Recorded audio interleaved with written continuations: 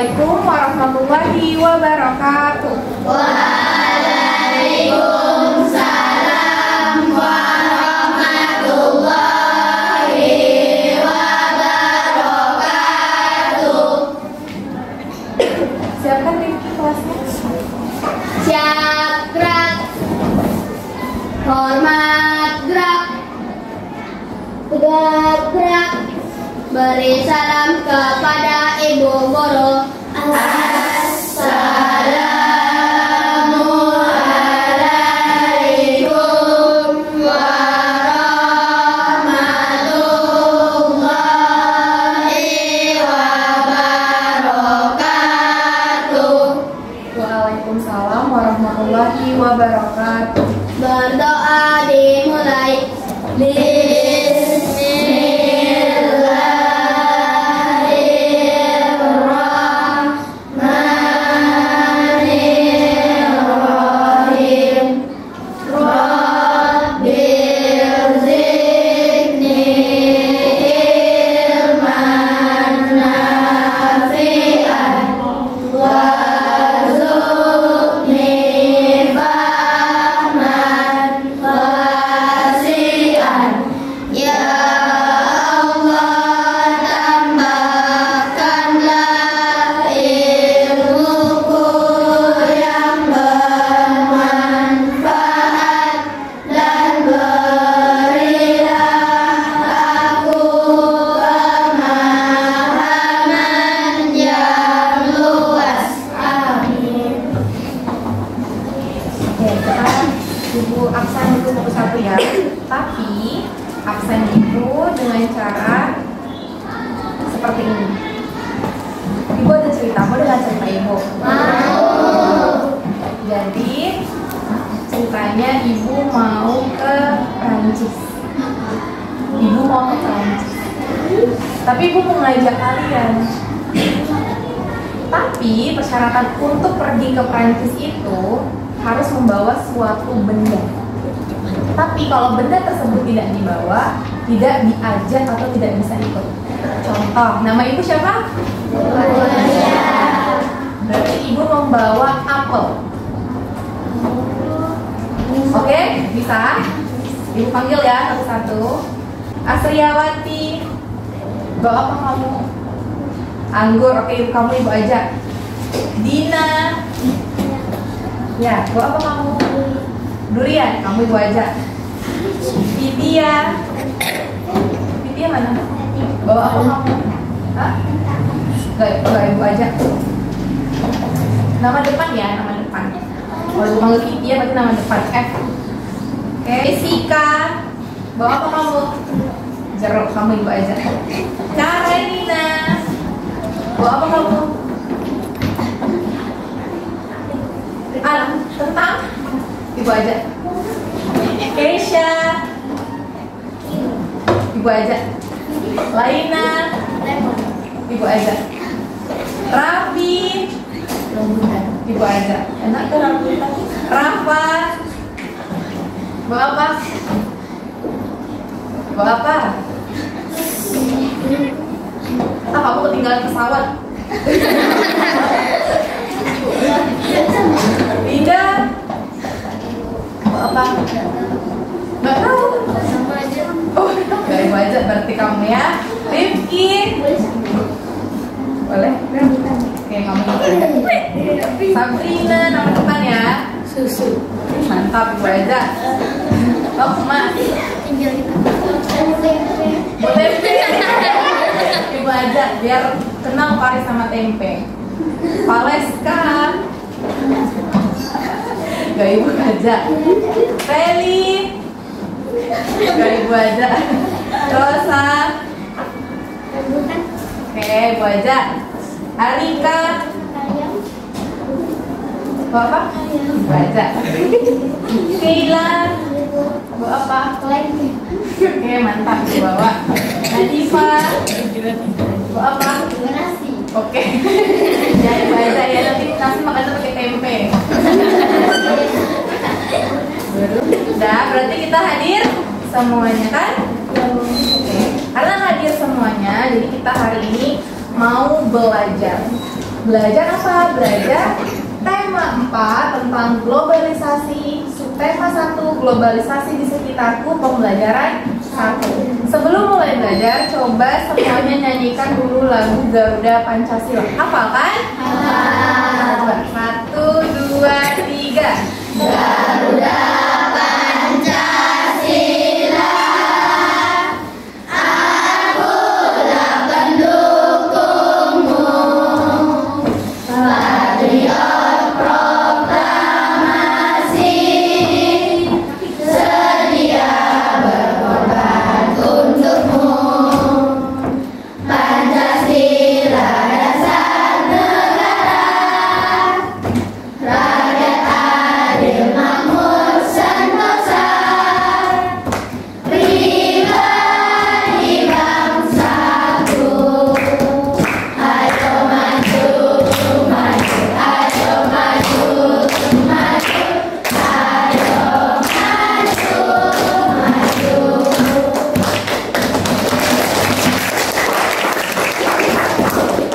Oke, ini mau tanya.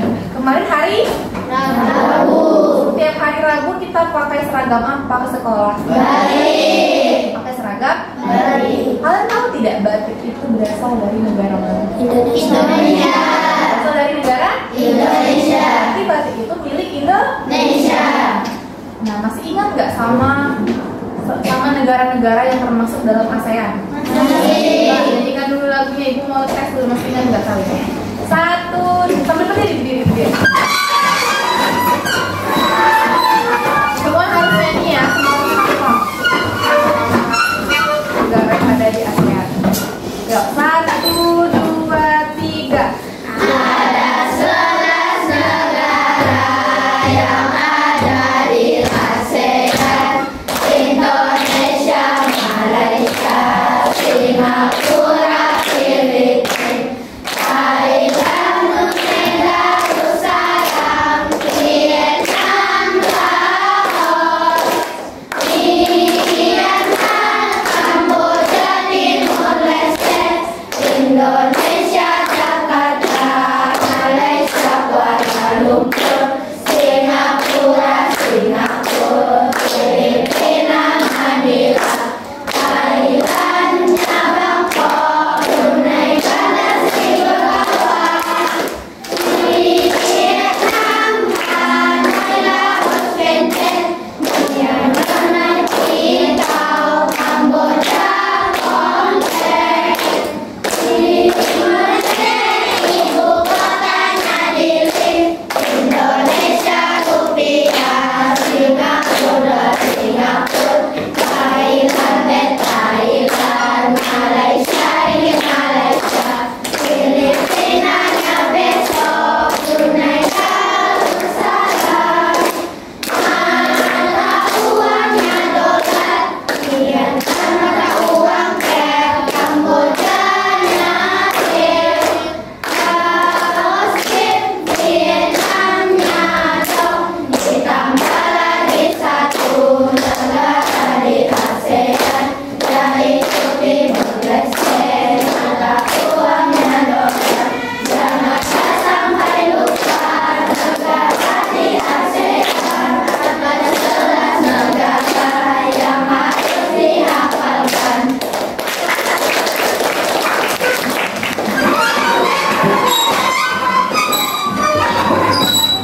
Tadi jangan lupa ada 11 negara yang ada di ASEAN.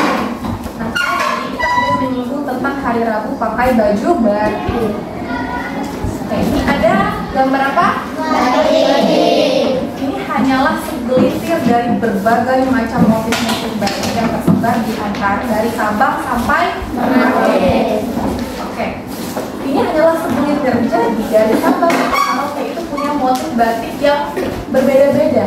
Kayak dari Aceh, Sumbar, Sumatera Utara, sampai ke Papua sana itu memiliki motif batik yang berbeda-beda. Mereka memiliki ciri khasnya masing-masing. Itu disesuaikan biasanya dengan flora, fauna, ataupun ciri khas dari wilayah tersebut masing-masing. Oke, nah Kita lihat, tanggal 2 Oktober kemarin ternyata diperingati sebagai Hari Batik Nasional. Kalian tahu tidak? Tahu kan? Nah, ternyata batik ini pertama kali diperkenalkan oleh Bapak Presiden Soeharto. Bapak Presiden Soeharto itu presiden yang keberapa? Nah, jadi Bapak Presiden kita itu waktu itu mendaftarkan atau memperkenalkan batik ke kancah internasional saat mengikuti konferensi PBB atau Perserikatan Bangsa-Bangsa. Itu batik diperkenalkan di UNESCO. Kenapa batik harus dikukuhkan atau ditetapkan sebagai warisan budaya Indonesia? Kenapa batik menjadi warisan budaya Indonesia? Kenapa batik itu milik Indonesia? Karena sejak zaman dahulu itu nenek moyang kita sudah secara turun-temurun memperkenalkan batik. Sampai kita ada punya cucu nanti itu sekalipun, jangan sampai batik itu hilang dari Indonesia. Itulah kenapa sejak kita duduk di bangku sekolah, nanti SD, SMP, SMA, kalian kuliah, bahkan hingga kalian bekerja, udah tidak bekerja lagi pun tetap kalian pakai batik, ya kan? Nah, katanya batik itu resmi menjadi warisan budaya tak benda Indonesia yang ketiga setelah keris dan wayang. Jadi harus dilestarikanlah batik ini. Kenapa? Pernah tidak dengar berita kalau Malaysia mengklaim bahwa batik milik mereka? Tidak kalian? Tidak kan? Jangan sampai warisan budaya kita itu diambil sama orang lain. Itulah kenapa kita harus melestarikan budaya kita, termasuk pakailah batik. Banggalah pakai batik. Suka tidak pakai batik? Suka. Ya, harus suka dan harus mau dan bangga pakai batik. Karena kalau tidak bangga dengan batik sendiri, siapa lagi yang bangga dengan batik? Jadi hari batik itu diperingati setiap tanggal 2 Oktober sebagai warisan kemanusiaan untuk budaya lisan dan non-benda atau Masterpieces of the Oral and Intangible Heritage of Humanity. Ingat tanggal berapa hari batik nasional? 2 Oktober. Coba kalian perhatikan benda-benda di sekitar kalian. Berasal dari mana benda-benda itu? Dari negara apa? Berasal dari negara apa? Kayak misalnya, ya, ini laptop dari negara mana? Cina. Apa lagi benda-benda di sekitar kita yang berasal dari negara lain? HP itu banyak kan, ada dari Amerika, ya kan? Mobil, ya kan? Banyak biasanya. Jepang. Itu apa lagi makanan yang dari negara Asia? Korea. Sushi dari mana? Jepang. Dari Jepang. Oke, sekarang silahkan kalian duduk secara berkelompok. Duduknya kelompok yang kemarin, rangkaian seri dan paralel. Masih ingat?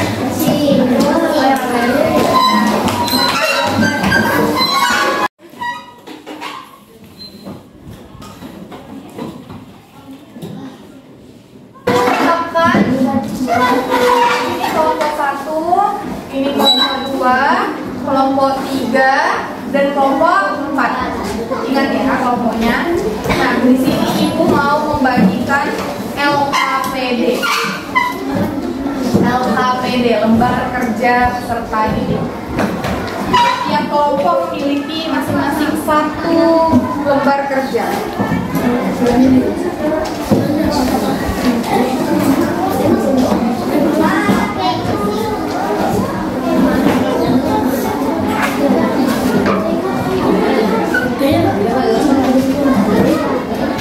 Sudah ada punya masing-masing LKPD-nya? Oke, di situ kalian perhatikan. Kalian perhatikan LKPD-nya. LKPD-nya ini terdiri dari 4 lembar. Lembar pertama itu berisikan biodata diri kelompok kalian. Jadi kalian nanti tuliskan kalian kelompok berapa, siapa-siapa saja anggota kelompoknya bisa. Terus di halaman kedua, di sini kalian kalian disuruh untuk mencari kata nama produk dan negara asal, ya kan? Misalnya di sini kalian menemukan ada produknya, misalnya tadi sushi. Terus kalian tuliskan sushi itu berasal dari negara mana? Itu kan ada bendera-benderanya. Kalian tuliskan. Oke, bisa bekerja samalah dalam kelompok.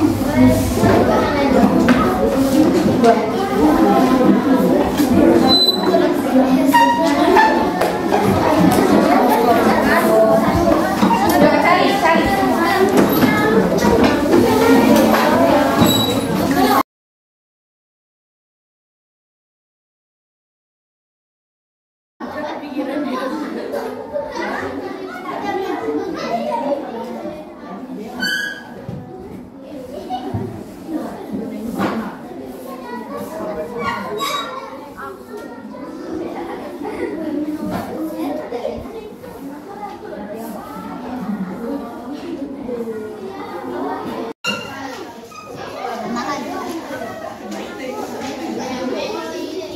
Udah dapat?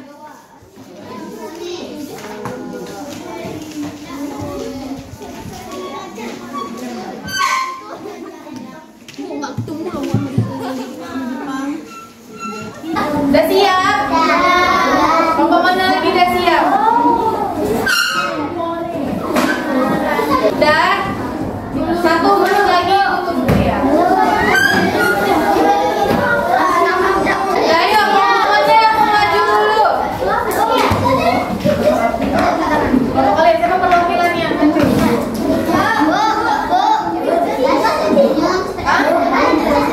Tidak tahu. Ya, kelompok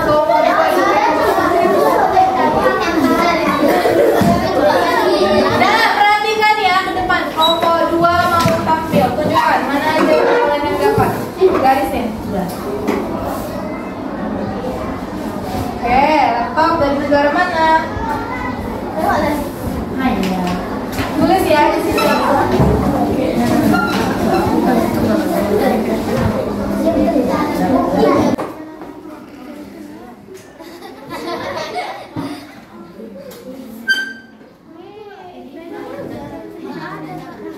Betul nggak ya jawabannya? Kita lihat dulu. Oke, benar. Laptop itu dari Cina. Nah, tadi udah kita belajar kan? Coba yang benar buat benar. Pertama dia laptop, ini laptopnya benar, dia dari Cina. Terus mobil dari terus batik dari Indonesia. Terus ada sate dari Indonesia. Yang benar semua siapa kelompoknya? Oh, mantap, benar semua. Tepuk tangan dulu. Karena semuanya benar, jadi ibu mau ngasih tepuk penghargaan. Caranya tepuk penghargaan, kalau misalnya ibu bilang good job, tepuk good job. Kalian semua bilang G-O-O-D, G-O-B, good job, good job, good job, good job. Very good job untuk semua kelompok. G-O-O-D, G-O-B, good job, good job, good job, good job, good job. Nah, tadi udah dapat nih kan? Udah kita pelajari negara, nama-nama produk berasal dari negara mana. Tahu nggak kenapa ibu suruh kalian untuk mencari nama kata produk dan dari mana negara asalnya? Tahu tidak kenapa? Kenapa? Supaya untuk mengingatkan kita kembali bahwa banyak sekali barang-barang yang kita pakai, yang kita gunakan, yang kita konsumsi itu ternyata dari luar negeri. Dan itu ternyata termasuk bagian dari globalisasi. Berkembang pesatnya teknologi dan ilmu pengetahuan membuat kita jadi dapat mudah mengakses apa saja informasi yang ada di luar negeri. Dapat memudahkan kita juga untuk menggunakan atau mengkonsumsi barang-barang dari luar negeri.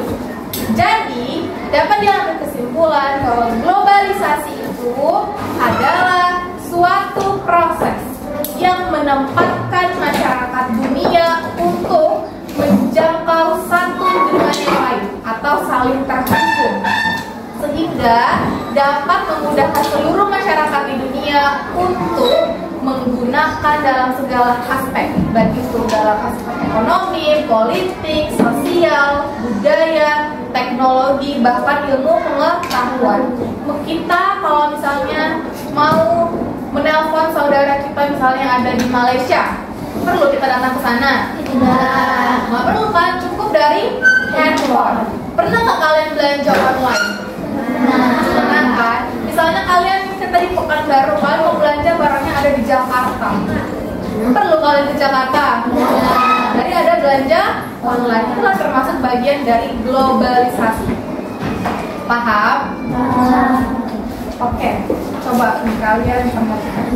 Silakan ya. Memberikan bantuan kemanusiaan orang Indonesia dalam kondisi ini, yaitu Indonesia memberikan bantuan kepada negara-negara yang tidak ada bencana alam atau konflik. Contohnya, Indonesia memberikan bantuan kemanusiaan untuk orang Papua dan Filipina. Yang kedua, Indonesia juga memberikan bantuan untuk para pengungsi di Rakhine di Myanmar.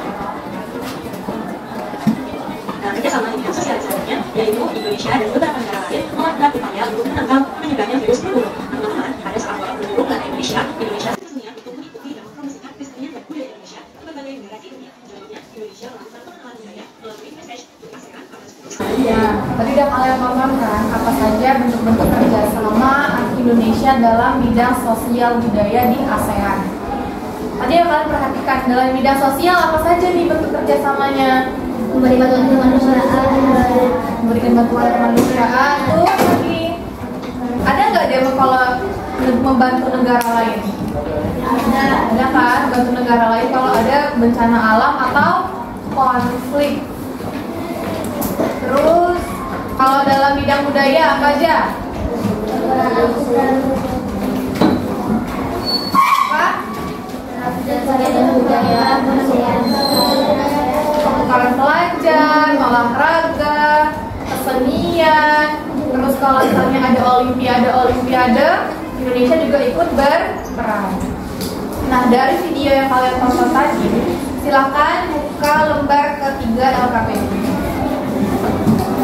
Di situ ada instruksi untuk tuliskan apa-apa saja kerjasama Indonesia dengan negara ASEAN dalam bidang sosial budaya. Oke, tidak ada pengulangan karena tadi kan sudah nonton kan? Dan tuliskan apa saja kerjasama Indonesia dengan negara ASEAN dalam bidang sosial budaya.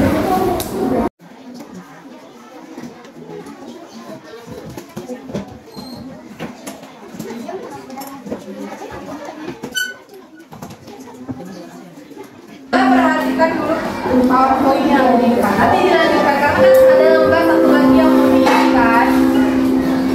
Nih, tengok dulu PowerPoint. Kemarin kalian kita sama-sama udah bikin rangkaian listrik seri dan paralel. Nah, ini lampu yang ada di rumah kita, terus sumber listrik lainnya kalau kita mau ngecas, itu kalian tahu nggak dari mana energi listrik itu dihasilkan? Dari matahari, dari apa? Angin. Pembangkit listrik dari angin kita. Nah, energi listrik itu dihasilkan oleh pembangkit listrik. Apa-apa aja pembangkit listrik yang ada? Ini ada pertama ada PLTA atau pembangkit listrik tenaga air, pembangkit listrik tenaga angin atau PLTB, pembangkit listrik gelombang air laut, pembangkit listrik panas bumi, pembangkit listrik panas matahari, dan pembangkit listrik tenaga nuklir.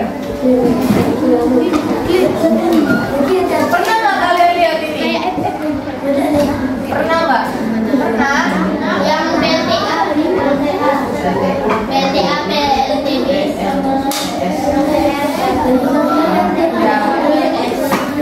Ya, semua ini semuanya kita butuhkan. Nah, coba perhatikan ini ada bahan dan alat penghasil energi listrik. Kalau nggak salah ada di cetak.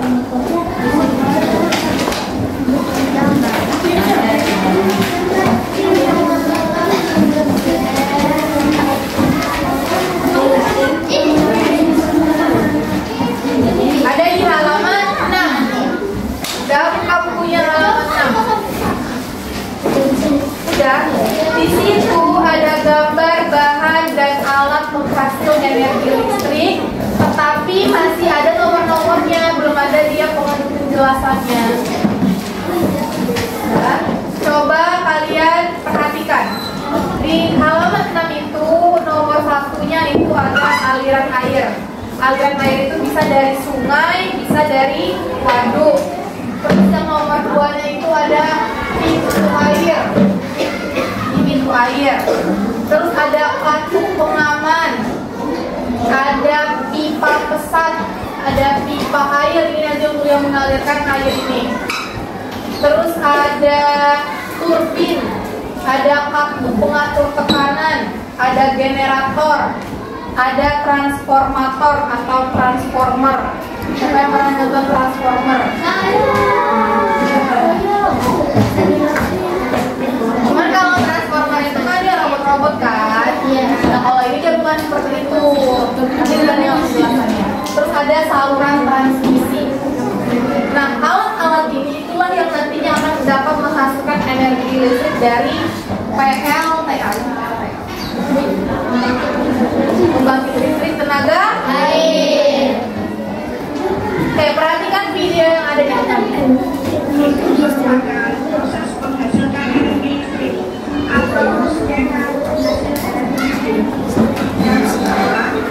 air dari waduk atau sungai masuk melalui pintu yang diatur kartu pengatur. Yang kedua, air dialirkan ke pintu melalui pipa yang telah diatur. Yang ketiga, energi potensial air masuk dan menggunakan turbin. Kemudian yang keempat, energi generator juga menjadi energi listrik oleh generator. Yang kelima, energi listrik dari generator diatur tegangannya dan dialirkan ke transformator. Yang keenam, yaitu energi listrik dibagikan ke konsumen melalui saluran transmisi. Ada yang bisa menjelaskan tidak ke depan bagaimana proses penghasilan energi listrik oleh PLTA? Kelompok siapa yang mau? Ayo siapa yang mau coba? Ayo coba. Yang mau maju ke depan nanti akan ada nilai tambah untuk kelompok. Tapi yang mau maju hanya kelompok 2. Oke. Jelaskan Ke. Dan seperti rumah sakit, rumah, sekolah, dan tempat-tempat lainnya. Ini nanti akan diatur lagi tekanannya, lalu akan disalurkan ke transmisi. Transmisi akan menyalurkan ke konsumen seperti rumah sakit, sekolah, atau gedung-gedung lainnya. Oke, bagus, tepuk tangan untuk kelompok 1. Halaman terakhir kalian ada disuruh menggambar proses menghasilkan energi listrik yang ada di PLTA. Iya. Kalian gambar terus kalian jelaskan. Kayak air masuk kemana, melewati apa, terus dia diatur tekanannya di mana, digambar ya. Ya siapa yang di kelompok ini senang menggambar?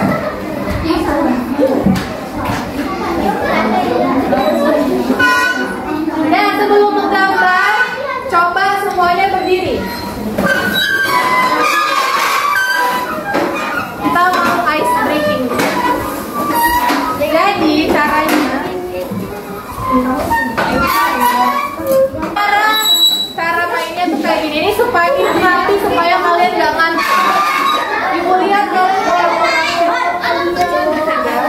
nah caranya kayak gini. Rintik-rintik, rintik-rintik, hujan rintik-rintik, hujan batu,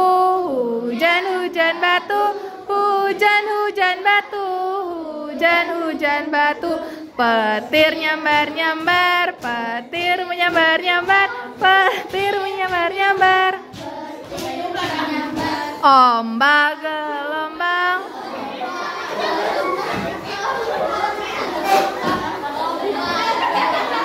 Dah.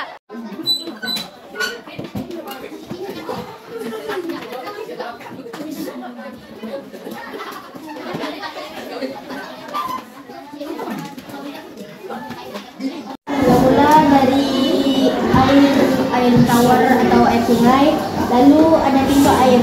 Sebelum masuk pintu air, kubu tengahnya dibuka dulu. Itu air masuk ke pipa air, lalu kubu pengamannya ditutup. Setelah itu air akan masuk ke sini dan air akan menguncang-uncang. Lalu setelah proses air akan masuk ke sini dan tekanannya akan seperti tidak terlalu rendah, tidak terlalu terus setelah itu balik lagi ke sini. Nah, di sini juga seperti itu supaya tekanan air tidak rendah dan tidak terlalu tinggi. Setelah itu air akan menjadi saluran listrik yang digunakan di berbagai macam seperti sekolah, rumah sakit dan lain-lain. Oke, bagus. Tepuk tangan untuk kelompok 4.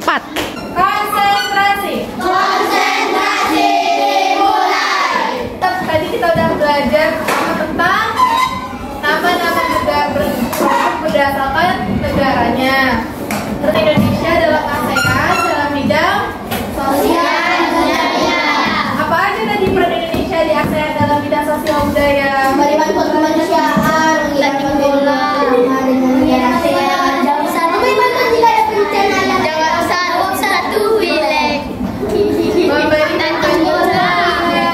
bekerja sama, terus ada mengadakan olahraga, ya kan, kesenian. Terus apa tadi kita belajar tentang globalisasi. Kenapa barang-barang luar negeri bisa kita akses sampai sekarang? Karena adanya globalisasi. Nah, terus tadi kita juga belajar tentang bahan dan alat penghasil energi listrik. Itu pertama, air itu masuk dari sungai atau waduk menuju ke satu pengaman. Baru setelah dari buka katup pengamannya, masuklah dia ke pipa air. Nah, di pipa air ini nanti tekanannya diatur oleh katup pengatur tekanan. Lalu setelah itu air itu masuk ke turbin. Nanti dari turbin dimasukkan ke generator. Nah, nanti di generator itu dia akan berubah dari air menjadi energi listrik. Dari generator dia ke transformator. Dari transformator dia baru dialirkan ke saluran transmisi. Dari saluran transmisi baru ke pemasaran. Ke konsumen. Udah bisa dipahami? Ya, itulah pembelajaran kita hari ini. Pembelajaran tema 4 subtema 1 hari ini. Semoga ilmu yang kita dapatkan pada hari ini dapat bermanfaat. Rifki, siapkan kelasnya.